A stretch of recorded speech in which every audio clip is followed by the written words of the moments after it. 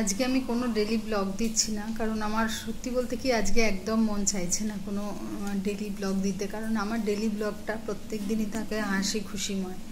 কিন্তু আজকে বলবো না, কালকে রাত্রি থেকে যখন থেকে খবরটা জেনেছি সন্ধ্যের পর থেকে, তখন থেকে না মনটা খুব খারাপ।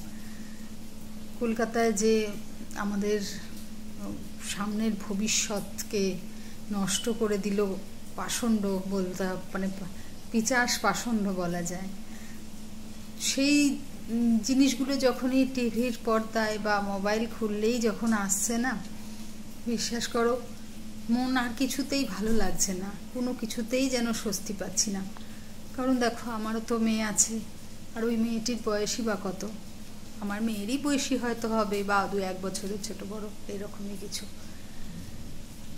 আমি শুধু ভাবছি যে মানুষ কতটা পাষণ্ড হয়। হ্যাঁ, এর আগেও হয়তো এরকম ঘটনা আমরা দেখেছি।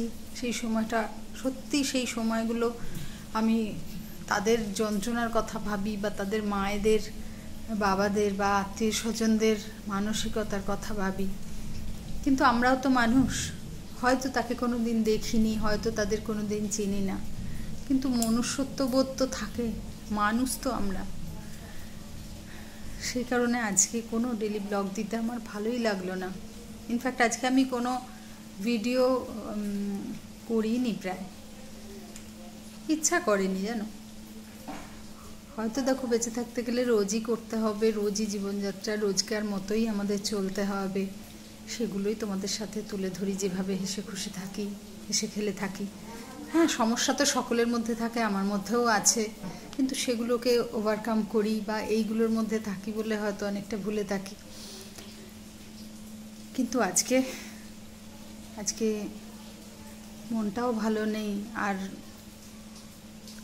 ওই মেয়েটির মা বাবার কথাই বারবার মনে পড়ছে। ঠিক আছে, সবাই খুব ভালো থেকো, সুস্থ থেকো, সাবধানে থেকো।